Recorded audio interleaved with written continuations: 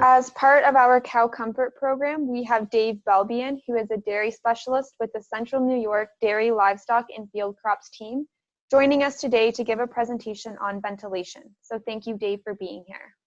So the one thing I guess I'll start off, and you heard me mention it to Dan, all of these slides, and I did a few modifications and stuff, but when I volunteered to do this part about ventilation and heat abatement, and I said to myself, you know what, there's really nothing really brand new out here. All this has been done before. There's tons of information.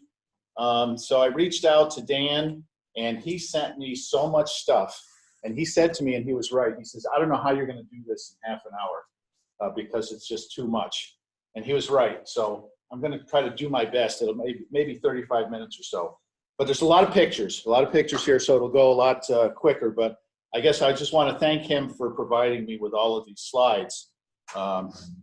Ventilation, as you heard him talk about, is removing and replacing moisture, gases, odors, and pollutants in the air, bringing fresh air into that barn from a standpoint of improving the health and well-being of those animals, and also the workers. Heat stress abatement is alleviating the negative effects of overheating on the health and well-being of the animals. So two different things. Now, oftentimes, especially in the summertime, they go hand in hand, but there is a difference. Heat stress, it affects lactating cows. We know that.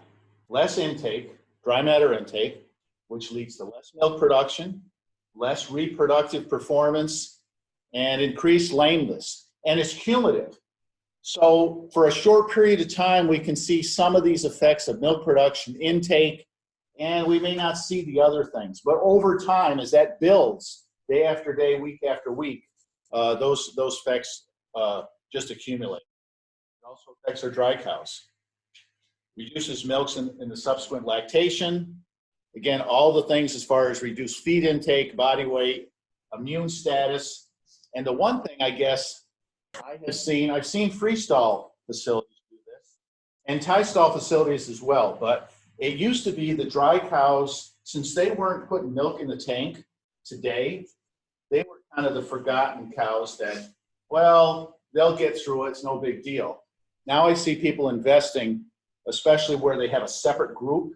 The dry cows are in their own area, investing in fans, different types of things to keep these cows a lot more comfortable. The payback typically comes back to us in the long haul. So that's a good thing to see. Although there's still lots of opportunity on lots of farms to improve things for our dry cows.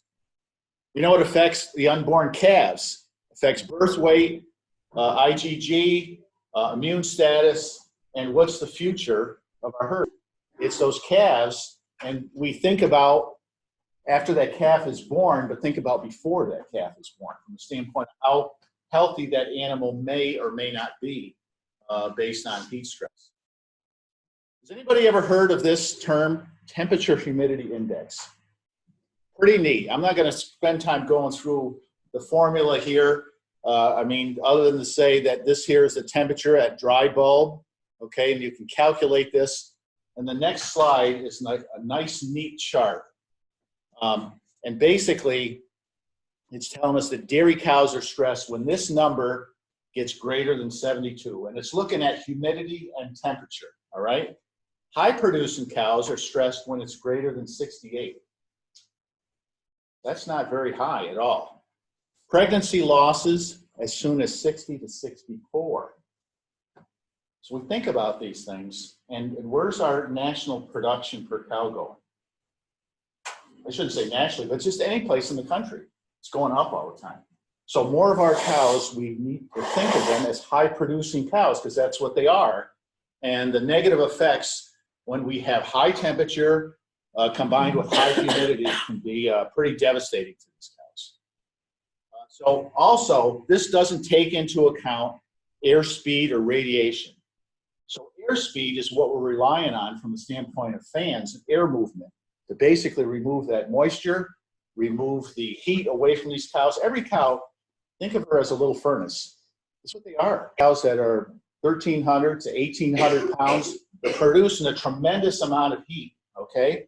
And in the summertime, it's more of a challenge from the standpoint of keeping these cows cooler than it is in the wintertime, although I'm sure everyone has experienced days in the wintertime when we're struggling all we can to kind of keep things warmer and keep stuff from freezing. But keeping things from freezing in our tie stall facilities is kind of the minimum that we're looking for from the standpoint of comfort and temperature. Okay, so here's this nice little neat chart. So here we look at the temperature in Fahrenheit, okay, and here we take a look at the humidity. So our high producing cows, what did the last slide say, are affected at what number? Here's 68. So 74 degrees at 30% humidity, we're at 68. All right, I can remember years ago, I haven't heard it in a long time.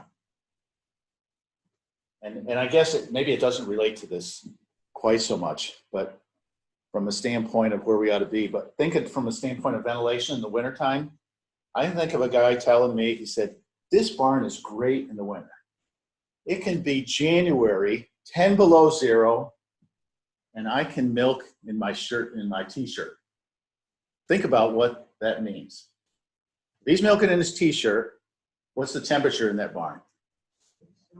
Probably at least 70, maybe a little more. But if it's 10 below outside and it's 70 in the barn, what kind of air exchange is going on in that barn?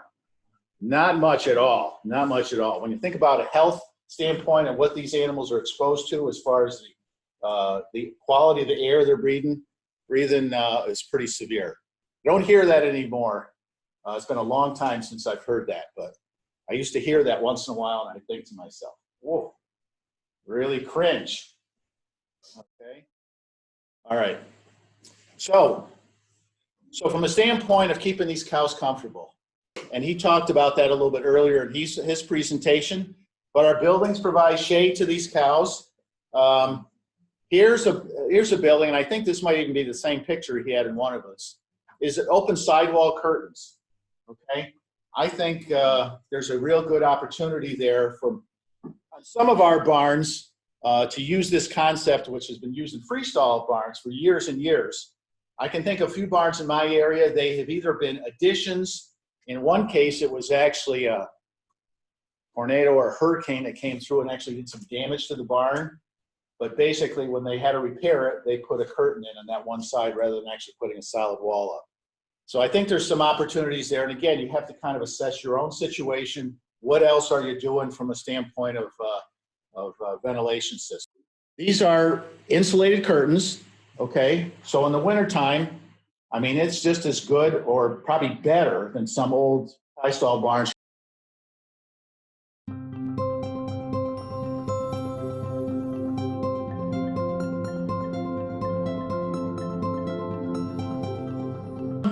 You're probably not going to get a lot of stuff from the sun, a little bit. But I mean, basically, you're looking for basically air exchange and natural air movement. If the barn is located in an area where there's a fair amount of breezes, and actually the best situation is if you got the curtains on both sides. Like I said, the one I can think of, they put a curtain on there when they rebuilt the barn from the damage that occurred, but it didn't allow the air to go all the way through. The other side was a closed wall. So if the barn can be open on both sides, if you're going to do this, both sides is certainly preferable. All right, circulation fans. So fans inside the barn that are blowing air directly on the cows are helpful to those cows. We're moving the air past them, moving that heat away from them, but they don't exchange the air. We want to bring fresh air into the building. I'm not saying that they're not a good thing to have, but we also want to exchange the air in that building to bring fresh air in, exhaust all the polluted air, if that's what you want to call it, okay? So a lot of different ways cows are going to cool themselves off. Convection is one way, heat transfer through a fluid or natural convection. This picture here, I assume, I don't know if it is probably in Florida, where they use these cooling ponds. We tend not to use them up here because we're not exposed to the extreme conditions that they're exposed to. And certainly there's a lot of risk from a standpoint of milk quality mastitis. But we don't see it so much anymore from the concern over the environment and the quality of water. But if we have ponds that cows aren't fenced out of and it's really hot in the summertime, what do? They go into the water, right? Just think about yourself, right? When it's really hot, you go in the water, if you have access to water, to a pond, to a swimming pool or whatever, to cool off. Okay. Forced convection, okay, basically moving that air past the animal's body, okay? Remember these numbers here. Talk about these numbers here. These are generally the range people think of from a design standpoint for tunnel ventilation. And you'll see some stuff here that Dan put together using 3.5 mile-an-hour airspeed. That's equated to 308 feet per minute. In other words, the air moving at that rate, and 440 is 5 miles an hour. When I'm figuring out for someone in a tie stall barn for tunnel ventilation, most of the time it's an older building. We don't see as many see additions, but we don't see too many new tie stall barns being built. Occasionally, but not that often. And our older barns are not super tight. A lot of times we have some leaks. We have some things that kind of cause some inefficiency. So I like to design for the high end of things and hoping that we're still going to end up with at least a 3.5 as far as actual air movement in the barn. Okay. Evaporation, it's an efficient and effective means of heat transfer. But once we've kind of gotten to this point, the game's kind of over. It's a little too late. We've really lost out from the standpoint of keeping these cows comfortable and keeping them as productive as we'd like them to be. So regular mechanical ventilation, what we're looking at basically is basically lowering the static pressure in the animal area or in the barn, okay? So basically we're trying to create somewhat of a vacuum. That's what the fan is doing. It's drawing air out. The air's got to come in someplace. Typically, we're looking at bringing the air in someplace near the top here through the eaves and into the building and exhaust it out. Exchange that air. Basically, we're mixing the air and we're relying on a slight pressure differential. And here's our fans here, and we're looking at bringing the air in basically the entire length of the building. There's some calculations that you can do and guidelines from a standpoint of how these systems should work. Here's basically a I guess you call it a barometer type of a system. It will actually measure that, okay? Here's kind of what we're looking at from a standpoint of wanting that airflow coming into the barn.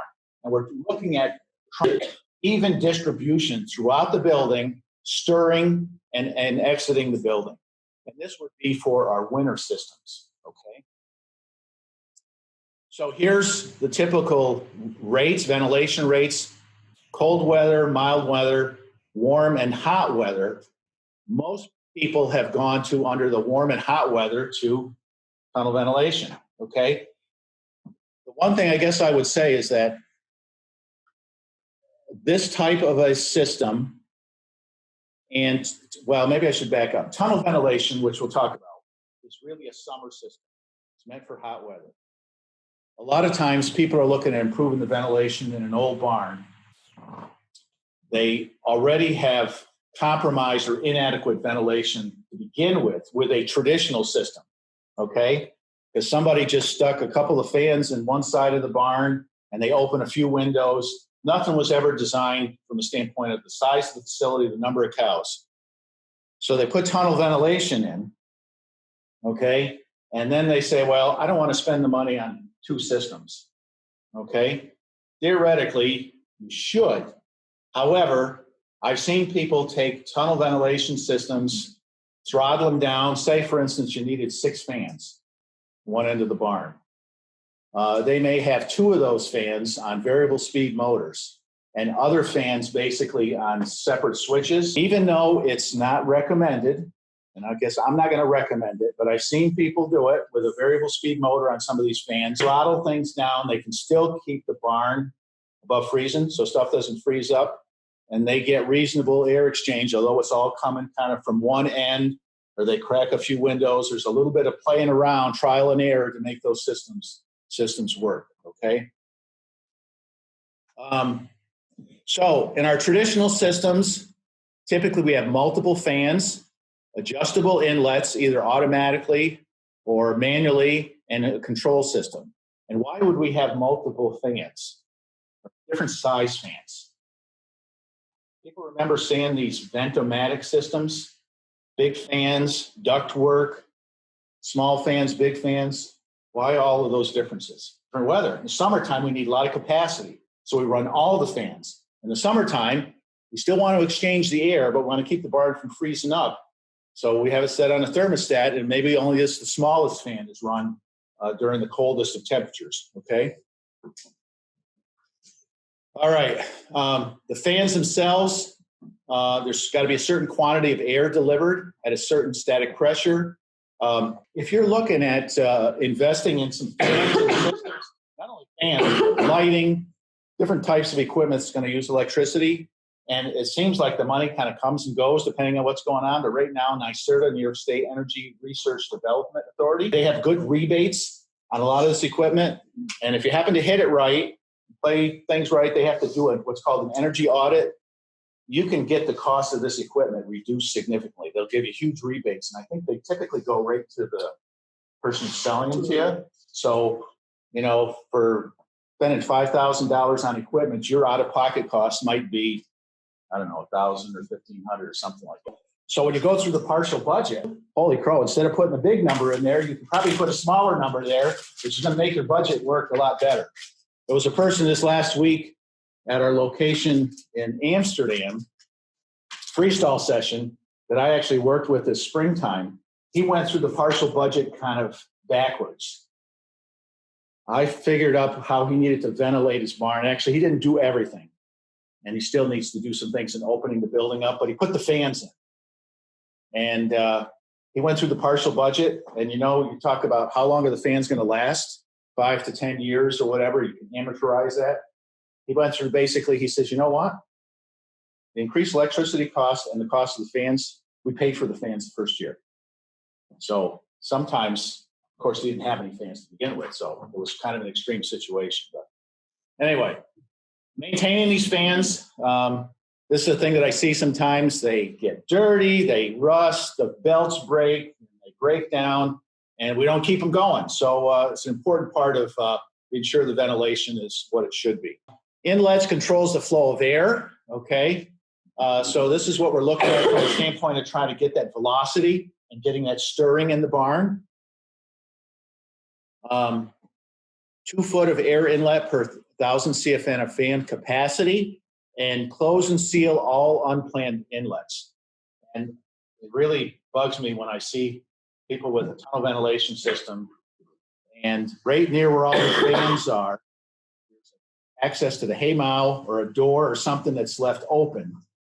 It short circuits the system. I mean, if it's not doing its job, you need to ask some questions. Well, what is wrong? Do we have inadequate fan capacity? Is our inlets on the other end not adequate? Why is it not working? And if we're doing some of those things, oftentimes we actually make the situation worse than what we started with. Here's an example right here. So fan running like crazy. Where do you think the air is going? A lot of the air is just going in a circle, okay? It's not doing the job for us. And then I see farms with tunnel ventilation, and then they've got extra fans that you'd use at the fairgrounds, standing in the alleyway to help push the air toward the fans. Well, I asked the question, why do you need that? Is the system not designed properly? What often happens, what I see often happening, to a farm, they say, you know, we've got tunnel ventilation in, and I was in so-and-so's barn yesterday or 2 days ago, and their barn is a lot better than mine. Why is that? You go out there and you find out, all right, so-and-so contractor put the fans in the barn. Well, how did he figure out how many fans you needed? I don't know. Or he contacted 2 or 3 different contractors, took the low bid. Guess why the low bid was low? Had 2 less fans. So that wasn't really a design system. The contractor said, oh, I've seen this before. So-and-so's barn. So-and-so's barn is a 2 foot lower ceiling, and the barn is like 6 foot narrower. Okay, so there's formulas that help you to figure out the capacity that you need from a standpoint of fan capacity, inlet size, and typically it's 1 or both of those situations. So again, kind of our year-round system, adjusted inlets either manually, sometimes we're actually using the windows, or we have slots, or we have baffles. It takes a little messing around and stuff, but they can work pretty well. Automatically adjusted inlets with weights, self-adjusting. Again, all this stuff's got to be maintained, it's got to be kept clean, it's got to be kept functioning well to work well. So here's some guidelines from a standpoint of our winter or year-round system. A maximum of 75 feet from the fan to the furthest inlet. So we have a really long barn, we may have 2 banks instead of 1. And where should those fans be located? Which side? North, south, east, west? Does it make a difference? Typically, we'd like to have those fans going kind of in the same direction as the natural air moves. I would say occasionally, I can think of a tunnel ventilation system that I helped them figure some things out. They actually were blowing the air more in the direction of where the prevailing winds would tend to come from. And the reason they did that is if it went out the other end of the barn, it was blowing right against the house. That's what Mom said about that. That was a no-no. So it had to go the other way. We had to kind of do a little fudge factor, add a little capacity because we're bucking the wind to allow for that difference, okay? The other thing is think about, again, short-circuiting the system.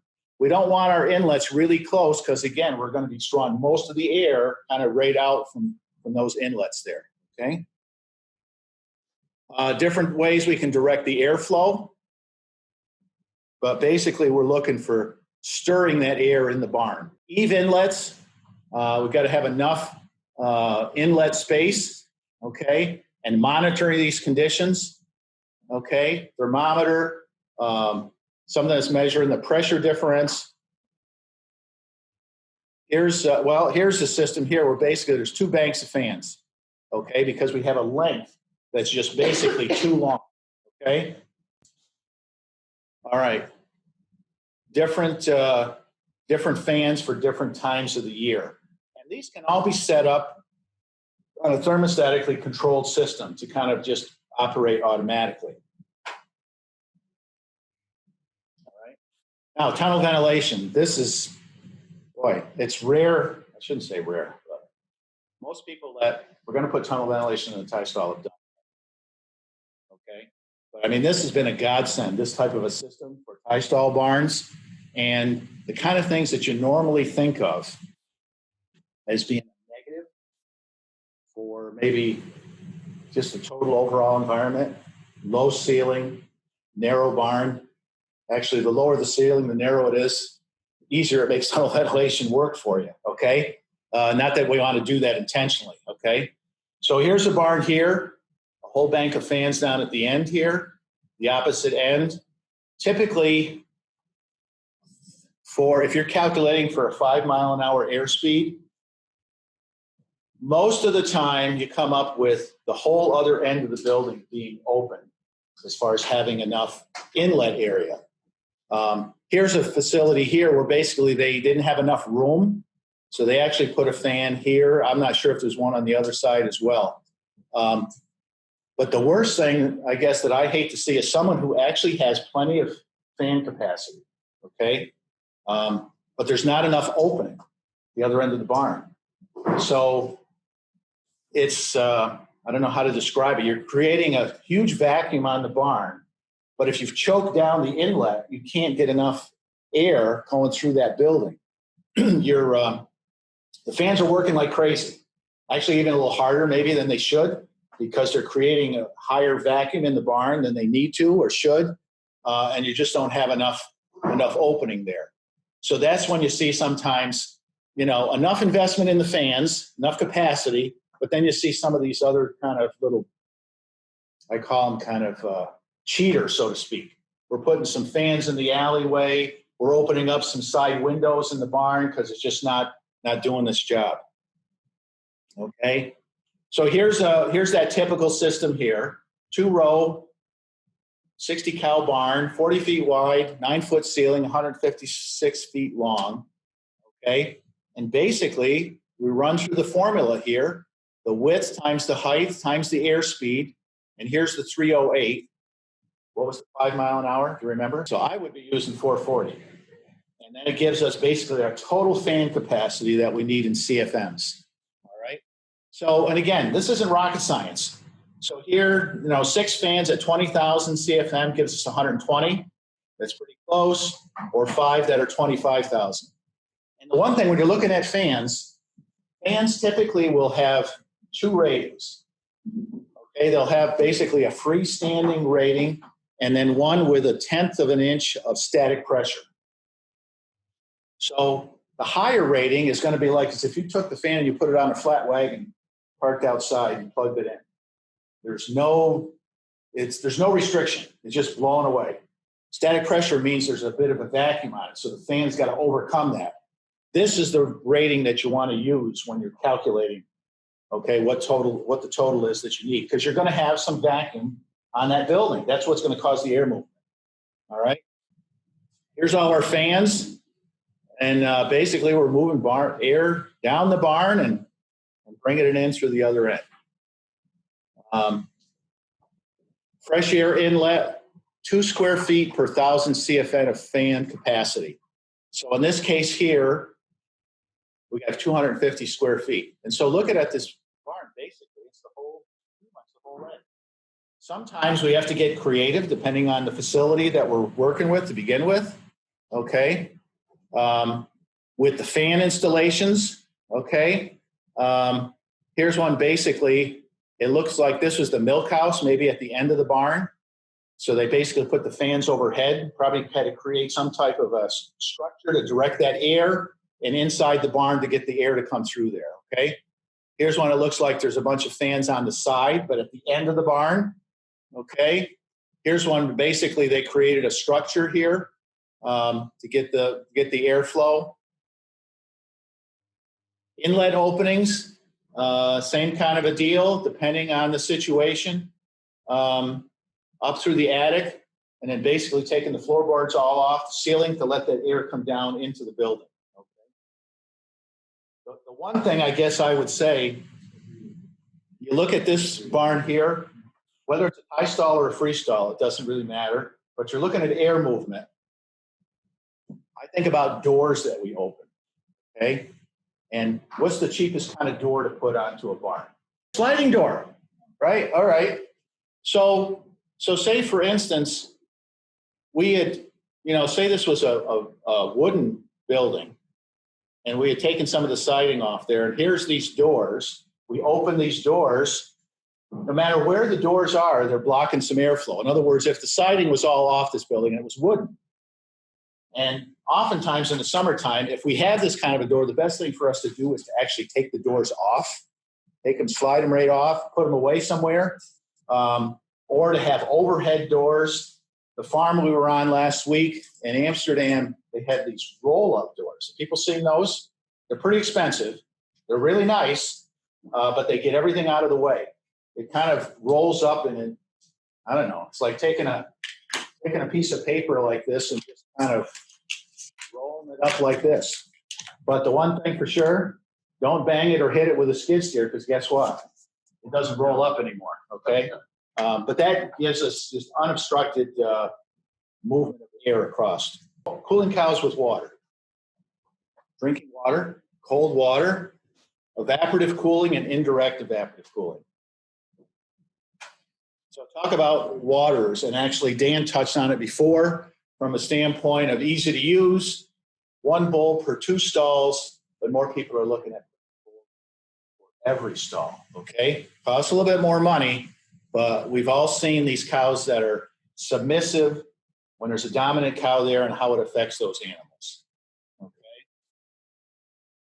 Spray cooling. Has anybody ever done this?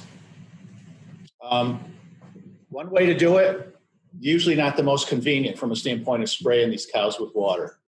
So here's a system here where basically they've got nozzles in here that are spraying water. The one thing I guess I would say about our tie stall facilities, you think about freestalls. Typically, people are putting spraying water on cows where they're standing by the feed bunk. Typically, what kind of manure handling system? Liquid. We're adding water, it's liquid already, liquid to liquid, right? We want liquid in our tie stalls, especially cows that are in the beds? Probably not. So that's kind of the downside from a standpoint of these types of systems, okay? There are systems that can work, but they can be a bit touchy. The water application is typically in seconds, but too much, wet stalls, wet bedding, lots of problems. We're not spraying water over the stalls in our freestall barns. We're spraying them where the cows are standing to eat, and we basically can just absorb that water into our manure. There's these systems that he talked about, 600 to 1500 PSI. I'm not sure. I'm trying to think. I mean, football season is usually when it's cold. I don't know if it's soccer. Has anybody ever seen a sporting event on TV and they have players on the sidelines and they have fans going to kind of cool them off? But then you'll see these systems that basically got basically fineness of water. Same kind of an idea. When water evaporates, you get a cooling effect. Okay, same kind of a system here we're looking at. Okay? The challenge with these systems is that when we have higher humidity, oftentimes we're adding moisture to the air. That adds more humidity, which is kind of a negative. It makes our THI worse. We need to exchange the air very rapidly. So in a tunnel ventilation system, it's more appropriate for these kind of systems where we're adding that water to the air, getting that cooling effect, but we need to get it out of there, okay, and just kind of keep that whole process going, okay? So here's a couple of pictures here in a tie stall with high pressure fogging with tunnel ventilation. So you can see that really fine mist, continuous operation. When you see this happening, things are going the wrong way. We're actually causing more of an insulation on the cow's system, basically, when we have droplets right on her back. In a freestall, we're really soaking these cows down. We want them to get wet to the skin. Okay, so we put quite a bit of water on, and then we want to evaporate that off the skin. If we just get the air wet, we're actually going the wrong direction. We're actually insulating things and keeping that body heat in. So evaporative pads. You were asking about these evaporative pads. And there was one in my region, and actually it worked pretty well. But the air basically goes through this pad. There's water running on this. And the one thing about this that's great is that it's kind of self-controlling. In other words, as long as this is soaked pretty well, the air is only going to pick up how much water it can hold. Okay? So you don't have to worry, am I spraying too much or am I spraying too little? As long as you keep it soaked. Now, you've got to go through a process here, and I guess, I don't know, I don't have the details here, but they certainly can be gotten from a standpoint of how you have to adjust your inlet opening and the area to match up with your fan capacity. But I mean, warm air coming in, I mean, if it's drier, it's better. It's going to be what it's going to be, you know? And then you have humid air without the aerosols, and hopefully that temperature has dropped somewhat. You're evacuating it out the other end of the building and kind of keeping that whole process going. So this is kind of what these systems may look like, okay, from a standpoint of water basically being added here, excess water being collected on the bottom here. It lowers that temperature, that dry bulb temperature of the incoming air. The evaporation, like I said, rate adjusts to the air conditions. So as long as things are soaked well, you've got all the capacity that you need, you have enough surface area, it's going to kind of automatically adjust to the conditions, okay? It's a low pressure system. Obviously, if the humidity is lower, it's going to be more effective. Although, when do we really want it the most? When it's hot and humid, okay? It's still going to give you some reasonable benefit, you know? Requires more pad area than a typical tunnel inlet area, and those can be calculated based on your specific barn and capacity. You know, may not adapt. You may have to do some different things depending on what you end up with. Of course, the stuff requires some maintenance, no question about it. How about air conditioning? I know that for central air in a house, a big house, that's say a little over 3,000 square feet, Typically, the recommendation is what's called a 5-ton unit. It's the way they're rated. So these are pretty big units. Takes a lot of power. Okay, for a 60 cow tie stall barn, and remember, we got 60 furnaces, right? Doing the opposite of what our air conditioners do. All right, it would take 6 of those 5-ton units. It's pretty expensive, not only from an investment standpoint, but from an operating standpoint as well. Now, you still need some air exchange because we still want to ventilate that barn. We don't want to keep all that polluted air, gases, and everything else in the barn and have cool air, but then have an unhealthy environment from the standpoint of the air quality, okay? Here's kind of an interesting quote, but I want to go back to this. There's a retired engineer from Penn State, ag engineer. If it smells like a barn, it needs better ventilation. So go in the barn with fresh clothes that have just come out of the washing machine and stuff, and you come back out of the barn, if you smell like a barn, ventilation is probably not as good as it should be. So here's an interesting thing that's being looked at. I know in California they've looked at this. I'm not sure what the economics look like, but are people familiar with these tubes, ventilation tubes? These kind of flexible, thin tubes with a fan with holes in them that blow fresh air into a building. So people are looking at, well, what if we air condition the air that we're putting in these tubes and blow it down on the cows? People have looked at also freestall barns with water beds, cooling the water, having a circulation system that exchanges the water in the mattresses. So creating a cooler environment for that cow to lay on. Another way for that heat to be transferred, away from that cow. So a lot of different, ideas and systems there. But I guess the one thing to remember is that ventilation and heat abatement are really 2 different things. We always need ventilation.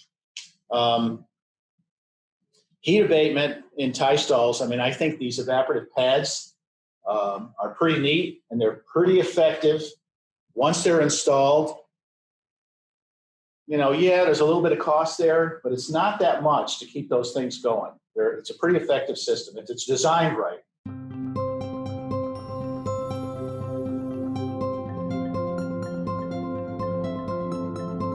The thing with calves, you need ventilation, okay? You got to exchange that air. You got to get that contaminated air out of there. However, you don't want to create a draft for those calves. A cold draft on a young baby calf is like a death knell. So you have to have slow air movement. You have to have some mixing, but you have to have the exchange rate. These newer calf barns, people that are building new calf barns for group housing, those systems, I guess I would say they can be very sensitive. You really need to have somebody who knows what they're doing, figure out how to make it work. You're looking for a real even, slow movement of air, again, not to create that draft. In fact, I know there's a barn in Maine. All the ventilation comes along one wall.